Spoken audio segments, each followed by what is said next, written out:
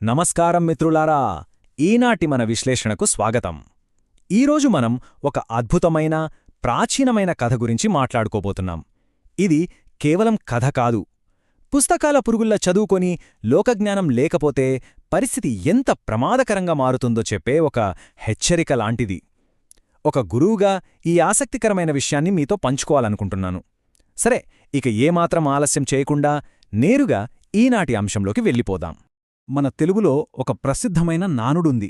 అదేమిటంటే, ఎంతటి చదువు చదివినా లోకజ్ఞానం లేకపోతే ఆ చదువు వ్యర్థం.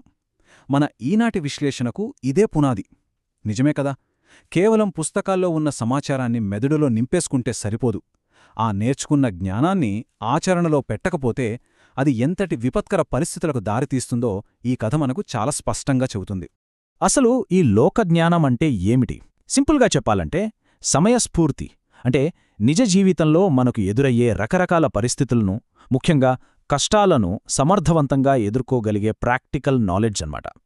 నిజమైన విద్య అంటే ఎప్పుడూ కూడా కేవలం పుస్తకాల్లో ఉన్న వాస్తవాలను బట్టి పట్టడం కాదు సుమా. మన చుట్టూ ఉన్న వాతావరణాన్ని, అప్పటికప్పుడు ఎదురయ్యే పరిస్థితులను అంచనా వేయగలగడమే అసలైన తెలివి. ఇప్పుడు మనం మన కథలోని ఇద్దరు పండితుల గురించి మాట్లాడుకుందాం. వీరు సాక్షాత్తు ఆ కాశీపట్నానికే వెళ్లి సకల శాస్త్రాలను ఔపోసన పట్టిన గొప్ప విద్యావంతులు. సిద్ధాంతాల గురించి మాట్లాడమంటే గంటల తరబడి అనర్గళంగా మాట్లాడగలరు. కాని ఇక్కడే ఒక చిన్న సమస్య ఉంది. వారి ఆచరణాత్మక జ్ఞానం దాదాపు సున్నా. అంటే అనుకోకుండా ఏదైనా ఆపద వస్తే ఎలా తప్పించుకోవాలనే కనీస సమయస్ఫూర్తి వారికి అస్సలేదు. ఒకరోజు ఈ ఇద్దరు మహాపండితులు తమ స్వగ్రామానికి తిరిగి వస్తున్నారు. దారిలో అనుకోకుండా ఒక దట్టమైన చీకటి అడవిలో దారి తప్పిపోయారు. ఇక్కడే అసలు కథ మొదలవుతుంది. వారి గొప్ప గొప్ప సిద్ధాంతాలకు ఇప్పుడొక పెద్ద, భయంకరమైన పరీక్ష ఎదురుకాబోతోంది. పుస్తకాల్లో చదివిన ఆదర్శాలు ఏమాత్రం పనిచేయని ఒక కఠినమైన వాస్తవాన్ని వారిప్పుడు ఎదుర్కోవాల్సి వస్తోంది. ఆ క్షణం ఎంత భయానకంగా ఉంటుందో ఒక్కసారి ఊహించండి. పరిస్థితులు రెప్పపాటులో ఎంత వేగంగా మారిపోతాయో చూడండి. ఒక్క నిమిషం క్రితం వరకు వారు కేవలం దారి తప్పిన పండితులు మాత్రమే. శాస్త్రాల గురించి ప్రశాంతంగా మాట్లాడుకుంటూ నడుస్తూ ఉండొచ్చు.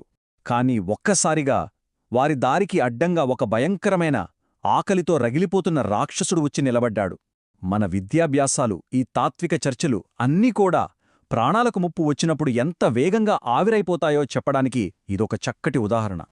మరి ఇలాంటి అత్యవసర పరిస్థితుల్లో ఎవరైనా ఏం చేస్తారు? కాస్త ప్రాణభయం ఉన్నవారైతే ముందు ఆ రాక్షసుణ్ణి చూడగానే గట్టిగా కేకలు వేస్తారు. లేదా వెనక్కి తిరిగి ప్రాణాలు అరచేతిలో పెట్టుకుని పరుగులంకించుకుంటారు.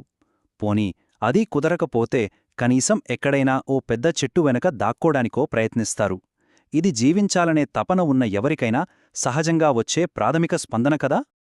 కాని ఇక్కడ అసలు ఆశ్చర్యం ఏమిటంటే, మన పండితులు ఎంచుకున్న మార్గం.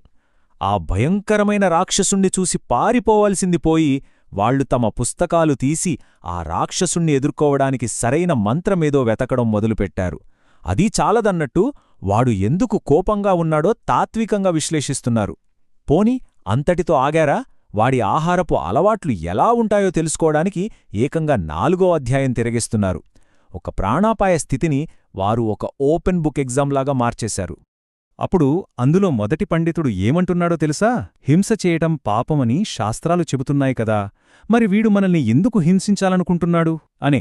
ఆకలితో ఉన్న రాక్షసుడు ముందు ఇలాంటి ప్రశ్నలు వేయడమంటే ఎలా ఉంటుందో ఊహించండి. కళ్ళెదుటే ఇల్లు కాలిపోతుంటే నీళ్లు చల్లి మంటలను ఆర్పాల్సింది పోయి అసలు ఆ మంటల యొక్క రసాయన సమ్మేళనమేంటో పుస్తకాల్లో వెతకడం లాంటిది. ఇది ఖచ్చితంగా మూర్ఖత్వమే అవుతుంది కదా. ఇక రెండవ పండితుడి మాటలు వింటే ఆశ్చర్యంతో నోరెళ్లబెడతారు. ఆగుమిత్రమా, అసలు ఈ రాక్షసుల ఆహారపు అలవాట్ల గురించి మన 4వ అధ్యాయంలో ఉంది. ఒక్కసారి చూద్దాం అన్నాడు. ఈ ఆలోచనా విధానం అచ్చం ఎలా ఉందంటే, నీళ్లల్లో మునిగిపోయి ప్రాణాలు పోతున్న సమయంలో ఎలా ఈదాలో తెలుసుకోటానికి ఒక స్విమ్మింగ్ మాన్యువల్ బుక్ చదవడం లాంటిది. ప్రాణాపాయంలో ఉన్నప్పుడు సరైన సమయంలో ఆచరణలో పెట్టలేని సిద్ధాంతాల వల్ల ఏ ప్రయోజనమూ ఉండదని ఇక్కడ మనకు స్పష్టంగా అర్థమవుతోంది. మరి ఆ రాక్షసుడికి ఈ పండితుల లాజిక్కులు, సిద్ధాంతాలు, ఆ మంత్రాలు వినడానికి ఎంత ఓపికుందంటారు? సరిగ్గా 0. ప్రకృతి సిద్ధమైన పరిస్థితులకు, అడవిలోని క్రూర మృగాలకు మన పండితుల సర్టిఫికేట్లతో ఏమాత్రం సంబంధం ఉండదు కదా. పుస్తకాల్లో మనం ఎంతటి దిట్టలైనా సరే ఆ సర్టిఫికెట్లు అడవిలో ఉన్నప్పుడు మన ప్రాణాలను ఏమాత్రం కాపాడలేవు అన్నది 100% పాళ్ళు వాస్తవం. ఆ రాక్షసుడికి వారి పిచ్చి మాటలు విని నవ్వొచ్చింది. ముందు మీ శాస్త్రాలు ఆ పుస్తకాల పక్కన పెట్టండి, ఆకలితో ఉన్న నా కడుపు నింపండి అంటూ వారిపైకి దూకాడు. ఈ మాటలు మనకొక కఠోరమైన వాస్తవాన్ని గుర్తుచేస్తున్నాయి. ఆచరణాత్మక జ్ఞానం అంటే ఈ లోకజ్ఞానం లోపించినప్పుడు కేవలం సిద్ధాంతాలకు పరిమితమైన మన ఊహాజనిత ప్రపంచాన్ని భౌతిక ప్రపంచం ఎంత నిర్దాక్షిణ్యంగా అణిచివేస్తుందో ఈ సంఘటన కళ్లకు కడుతుంది. మరి ఇప్పుడు మన ముందున్న అతి పెద్ద ప్రశ్న, ఆ రాక్షసుడి బారి నుండి ఆ పుస్తకాల్లోని చదువువారి ప్రాణాలను కాపాడిందా, లేక లోకజ్ఞానం లేనందుకు వారు తమ ప్రాణాలనే భారీ మూల్యంగా చెల్లించుకున్నారా? నేర్చుకునే ప్రతి ఒక్కరూ ఈ కథ ద్వారా లోతుగా ఆలోచించాల్సిన సత్యమొకటి ఉంది. కేవలం పుస్తకాలకే పరిమితమైన చదువు మనల్ని ఎంతవరకు రక్షిస్తుంది? ఈ సమాజంలో నిలదొక్కుకోవడానికి అవసరమైన ప్రాక్టికల్ నాలెడ్జ్ పెంపొందించుకోవడం విద్యార్థులకు ఎంత అవసరమో ఇది మనకు తెలియజేస్తుంది. కాబట్టి కేవలం పుస్తక జ్ఞానంతోనే ఆగిపోకుండా ఆచరణాత్మక లోకజ్ఞానాన్ని కూడా ఎప్పటికప్పుడు పెంపొందించుకుందాం. ఈ విశ్లేషణ మీ ఆలోచనలను రేకెత్తించిందని ఆశిస్తున్నాను.